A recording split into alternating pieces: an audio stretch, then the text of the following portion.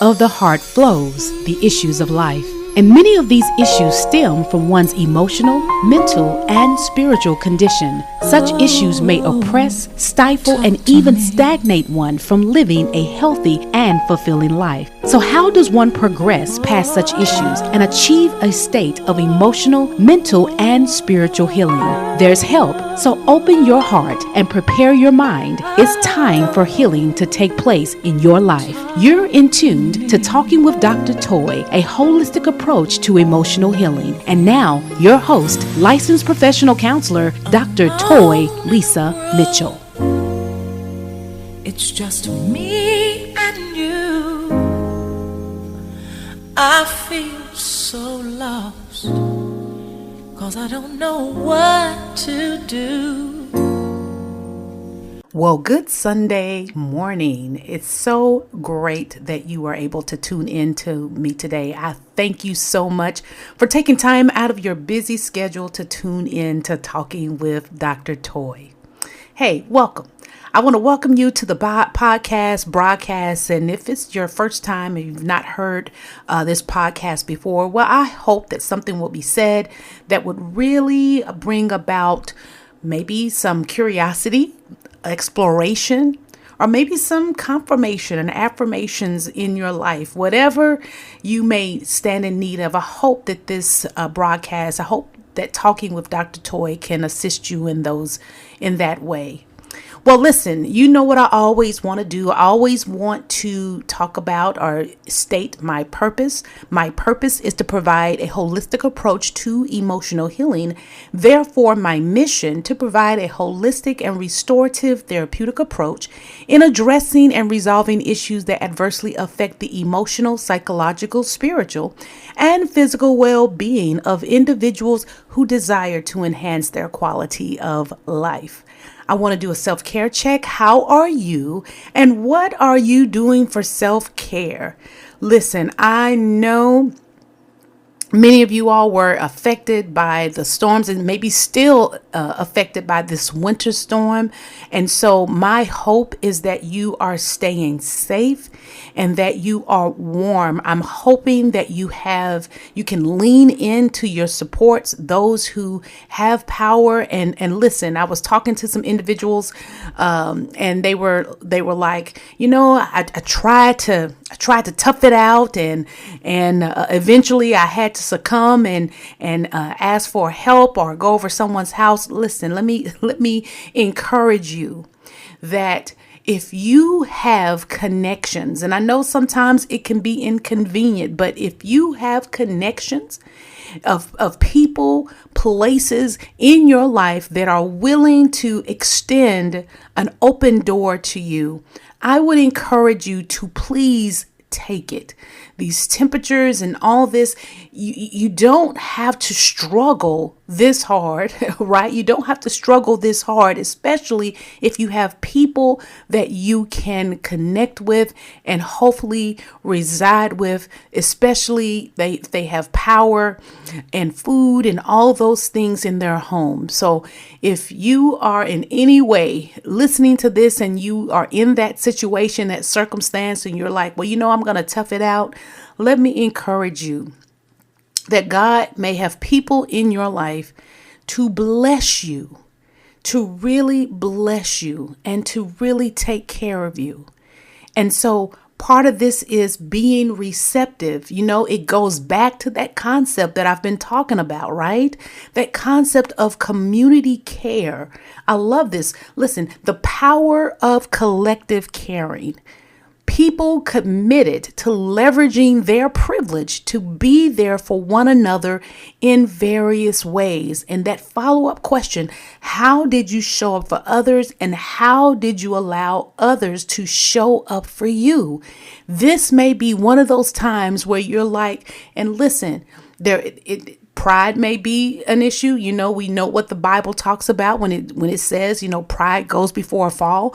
So there may be some pride here, right? Well, and it may be some other things as well. Well, I don't want to be a burden, right? And it comes back to what we've been talking about this entire month of January, right? that impression management, trying to control how people view us. And so this statement of focusing on living a life, not just maintaining an image, this may be an appropriate topic for this situation right now, right? You want to live, have a quality of life. So why sit in that struggle when you have people or individuals who are willing and want to help you? Please open yourself up to receive the help, living that quality of life. I was talking to someone and they were like, I was getting out the grill and trying to do all these things. And there were people in this person's space that says, hey, we have room. Come over here, right? Come over here. And so some of this need to not, this need to not feel like you are in need, right? Right? That this need to be all self-sufficient and not lean in to your support. Listen, at times that is a challenge and a barrier that can prevent you from progressing. Yeah, it really can, right? And so part of this, and some of this may be a part of that trauma narrative that you want to be in control, right? Because going over to someone else's house, that's not my environment. I can't control that environment. And so sometimes there may be some triggering going on where this is a safe space. My home is a safe space. Well, here's the thing. If it's 42 degrees in your home, there's no power, and you are struggling with regards to food, then physically that place is no longer safe for you. It's no longer safe. And so part of this process is to really assess, hey, I want to live, right? And I know there's some tragedies that have taken place because of the cold temperatures. My heart, my prayers go out to the families who are experiencing those losses. And my hope for all of you, check in on your people. Check in on your people, see how they're doing in this process. Check on your people. And most importantly, be of need. You know, I love this statement where it talks about, hey, how can I be an answer to the problem? How can I be an answer? No, we may not be able to solve all of the world's issues and all that. And believe me, there are many. But what is within our sphere of influence? What can we do to help someone else or to be of service, right? And to allow people to help us. So please be mindful of that. Please take care of yourselves and please lean into your support. So I went into all that without giving my mission. Let me give my mission. Let me backtrack just a little bit. My mission is to provide a holistic, restorative, therapeutic approach in addressing and resolving issues that adversely affect the emotional, psychological, spiritual, and physical well-being of individuals who desire to enhance their quality of life. So again, you know, I always do the self-care check. I already did that. So hoping that you are paying attention to that and definitely doing those things to take care of your holistic self. Also talked about that concept of community care. So let's get into the final, series of this, the final topic of this series where we've been talking about focusing on living a life, not just maintaining an image. And we talked about Erving Goffman's impression management, right? Conscious or unconscious attempt to influence the perceptions of others, right? We want people to have a certain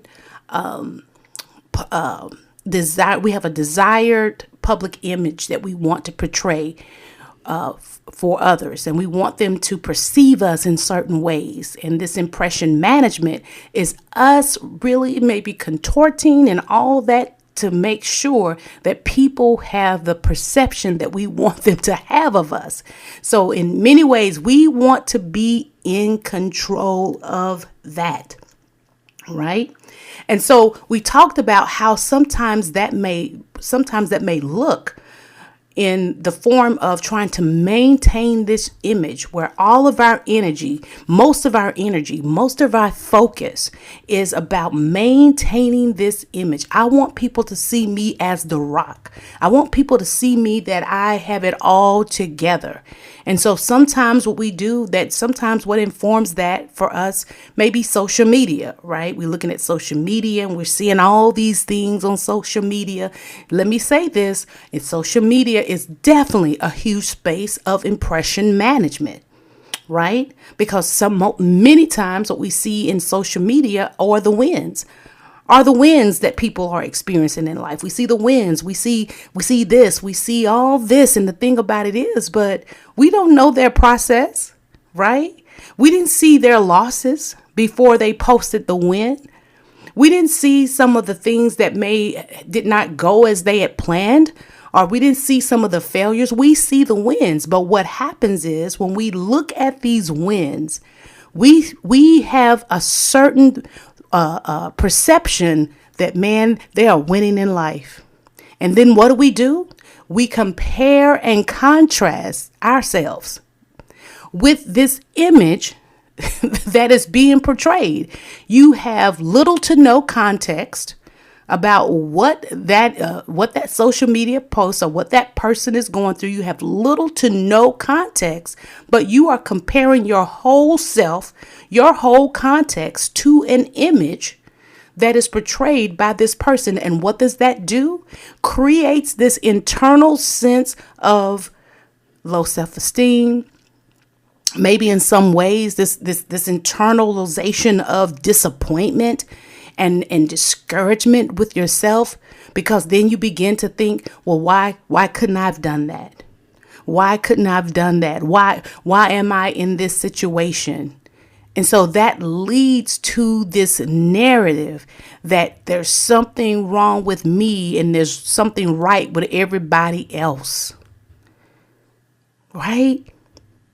And so one of the things that we want to do is, and I've been talking about this, asking ourselves these existential questions about, why am I here? Why am I here? What is my purpose? Right? And listen, let me say this, and I've said this before, and I'll say this again.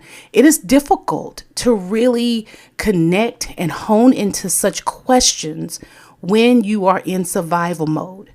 So let me be clear that, right, if you are in this space of, I'm just in crisis, I'm trying to make it do what it do and all of this, I get it. You're trying to survive. And so some of this, you may seem like this is luxury. I don't really have the time for this. And so what I'm encouraging you to do is that I know when you're in survival mode, it really is about managing crises.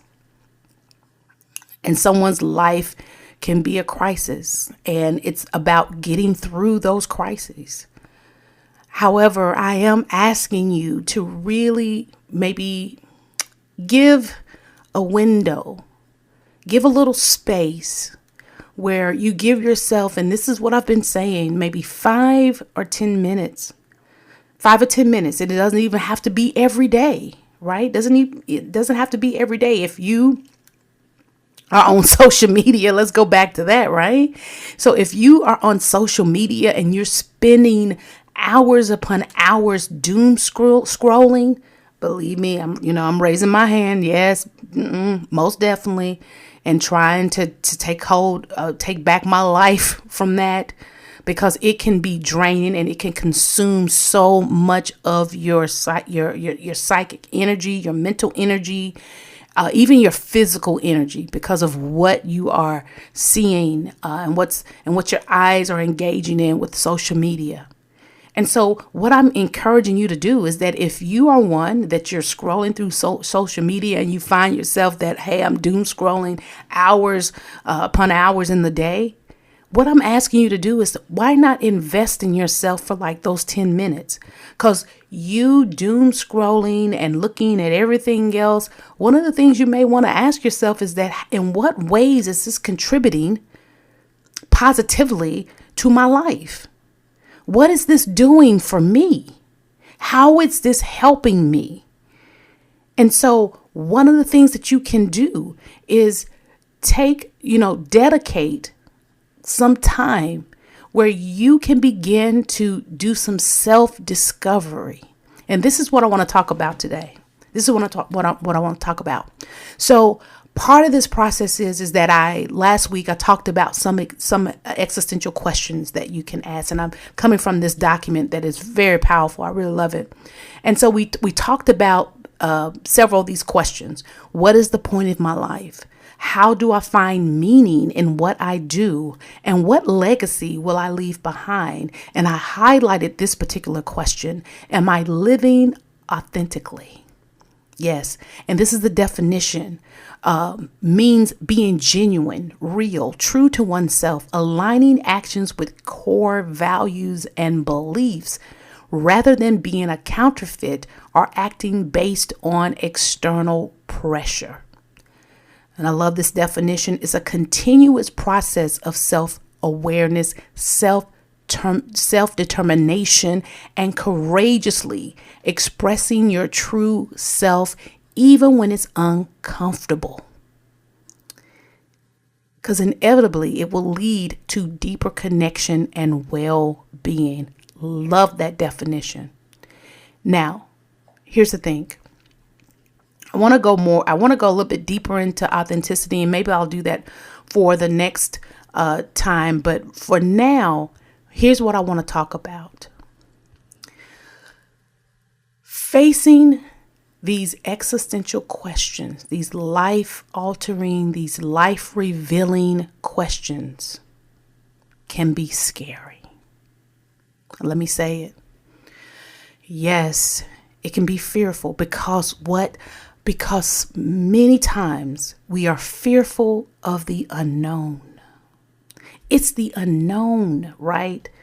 And that desire for us to be comforted and have security and be rooted and grounded in that which we know. That's why sometimes we stay in dysfunction. Let me say that again. That's why sometimes we stay in dysfunction, because we know that. We know that. And because it's known, we will stay in dysfunction and adjust and adapt our lives to the dysfunction because it is known. It is known. Let me say this. I was processing this week, and let me say this. You may be an individual that has had traumatic experiences by the hands of people who were supposed to love you and to care for you. And you may be replaying all of that over and over in your head. It's a recorder where you play it over and over again. And then in many cases, you may keep it bottled up, or you may word vomit. It's like it's a broken record. You keep going over and over again. It's so fresh in your mind. So fresh in your mind.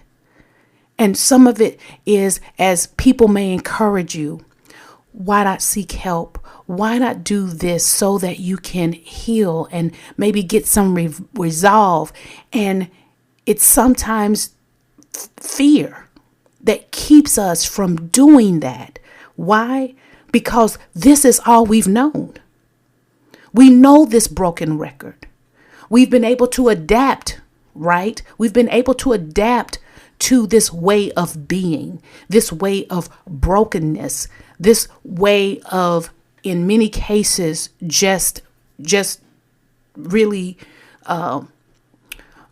stomping around in this place that woe is me. And listen, I'm not saying that we don't process it and we work through it. That's the key term. We process it and we work through it. We don't deny it. We don't avoid it. We face it and we work through it. But here's the key. Some of us may not want to work through it, because if we don't have this narrative of this trauma narrative, if we don't have this, we may look at our lives and say, oh, what would I be without this trauma narrative? Because sometimes what we can do is that we can maybe justify and rationalize not achieving our goals or not taking those opportunities. We can rationalize that and say, well, it's because of the trauma. That held me back from being all that I could be. It was the trauma. And so sometimes what we think about that is, well, if I no longer have that narrative, who will I be able, or what will take the blame? And so some of that may be the root. The root of that may be fear. I'm afraid of what it may mean if I can no longer blame some of these things on my trauma narrative. So I just cling closer to the trauma narrative because it gives me an out. So we think. But what are the things that I say? One of the things that I say is this: those things that we don't deal with will deal with us. So although you may find comfort, and I know some of you like, what, comfort in a trauma narrative? Yes. Why? Because it's known. I'm used to this. Comfort because I've adapted to the dysfunction to the point that it may no longer seem dysfunctional. It's my norm. It's my norm. And so we can't envision anything other than that dysfunction. We can't envision anything better than that dysfunction.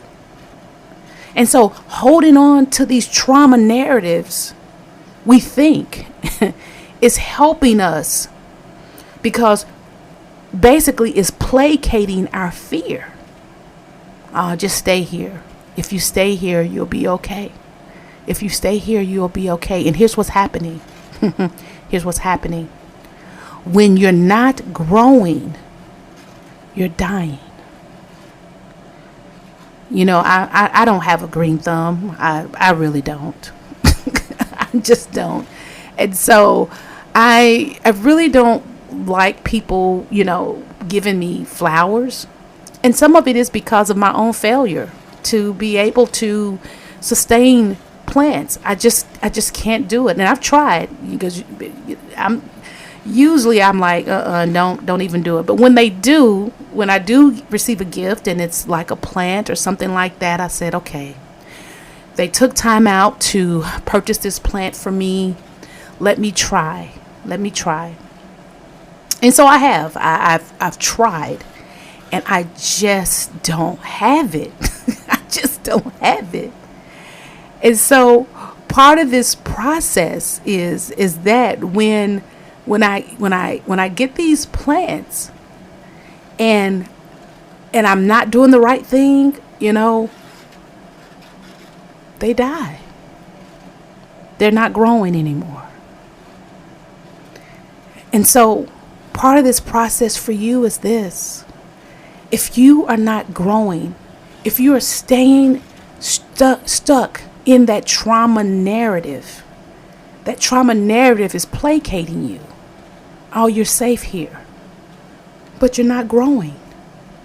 You're holding on to grievances and grudges. And listen to this: grievances and grudges that the people who did those things to you, some of them may be dead and gone.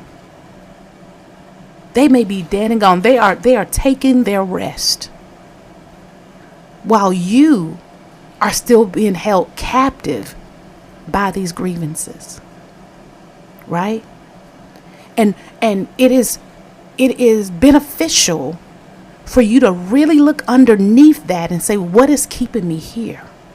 What is keeping me here? And that's why these existential questions, these life transforming and informing questions, can be of value to you. Because part of what that does, when we talk about self-discovery, I love this. It says this: facing existential questions can open the door to significant self-discovery. Love this next statement. When we actively engage with our doubts and fears, we learn more about what truly matters to us.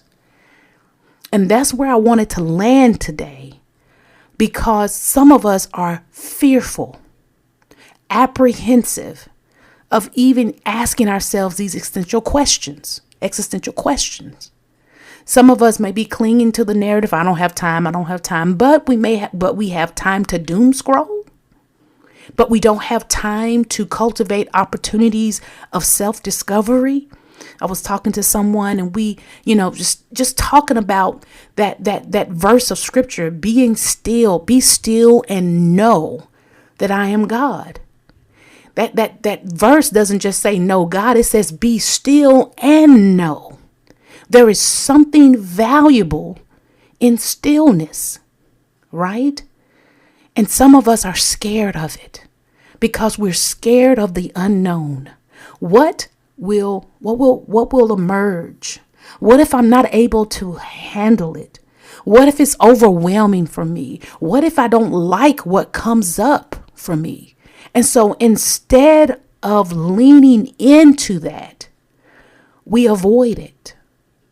Therefore, we are stagnant. Therefore, we're not moving. We're not growing. And we're not growing. What did I say? We're dying. When we offer our time, our whole being to opportunities of self-discovery, that process of reflection can bring about revelation. It really can. And listen, although, I was talking to someone about this, that, the Bible says the truth shall make us free. Part of this process is that, and I was telling someone this, but the scripture didn't say the truth wouldn't be painful. Sometimes it is painful to face ourselves, but we don't have to do it alone, right? And so when we approach, and this is the beautiful statement here, when we approach existential questions with curiosity rather than fear, and let me add, judgment, it allows us the space to grow and evolve, right? Instead of replaying this trauma narrative that may keep us comforted because it's known to us, but what it may be also doing is definitely keeping us from growing and keeping us from, get this, taking advantage of other opportunities. There may be opportunities out there awaiting us, but because of fear, because of harsh judgment, fear of the unknown, we may be holding ourselves in a space where we're not in position to take advantage of those opportunities. That's why it is so important to approach these questions not with judgment. Well, I didn't do this. And that's the key, right? That if we can see ourselves in our own humanity, trauma does have some effects. It does paralyze us. It does keep us in bondage. It does give us, in many cases, a distorted perception about us, right? So, I've talked about trauma. It's a beast. It is a beast. But there is also this aspect of post-traumatic growth. And the way that we grow The way that we grow is that we have to approach our lives with some curiosity and ask God to help us in our fears. Help us to face our fears. You don't face them alone. You don't face them alone. Right? It's like a story where there's a bully, right? There's a bully going around terrorizing the neighborhood and all of this stuff. And you know what? Little old me, I can't face that bully alone. But what if I had my dad? What if I had my big brother? See myself kind of like walking like George Jefferson. Hey, how you like me now? Right? Because I got my power. I got my backup. I got some people who got me, right? God has you. He does. You don't have to walk in this fear alone. Lo, I'll be with you always. And so here's my question to you.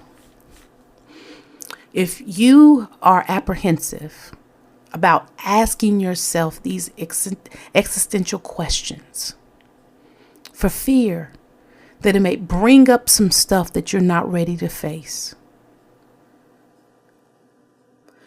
how can you start that process? What does that look like for you? Right? Fear is real. But also healing is real too. Courage is real. That's real too. And part of this process for you may be leaning into that support to say, I don't want to face these fears alone because I don't want to stay stuck here. I want to discover, I want to have that purpose-driven life, that sense of purpose. And although, listen, although there may be some disappointments that I've experienced in my life, that maybe there's some areas that I'm disappointed in myself, my encouragement to you, get back up. That doesn't have to have the final say in your life. I tell people this all the time. I'm like, put a comma there instead of a period. When you are experiencing those things in life, just put a comma there. Just say, this is one chapter. This is not my entire book. This is one chapter. And a good place to start, I think a beneficial place to start, are those existential questions. And even asking yourself, what's keeping me from asking them? And if it is fear, let's shift that. And let's ask them from a point of curiosity. Let me explore. And let me have grace and compassion on myself. Because if God can extend grace and compassion to us, why not extend that to yourself? And give yourself a chance to explore life from a lens of purpose, destiny, instead of fear and stagnation. Well, listen, that's all I have time for today. Remember what I always say, relentlessly and intentionally pursue authentic and genuine relationships vertically with God, horizontally with others, and inwardly with yourself. 2, maintain and sustain a keen sense of awareness and ongoing discovery about self as well as others. 3, take good care of yourself and engage in things that are helpful for your mind, body, soul, and spirit. And remember, out of the heart flows the issues of life. Let's continue to talk about it and continue our journey towards emotional healing. Until next time, bye-bye. You've been in tuned to Talking with Dr. Toy, providing a holistic approach to emotional healing with your host, licensed professional counselor, Dr. Toy Lisa Mitchell. Please connect with me at talkingwithdrtoy.com or Facebook at Talking with Dr. Toy or email talkingwithdrtoy@gmail.com. I would love to hear your story and hear your heart regarding the issues of life you may be experiencing. Remember, out of the heart flows the issues of life. Let's continue to talk about it. I look forward to hearing from you. Thanks for listening, and please join me next week for Talking with Dr. Toy.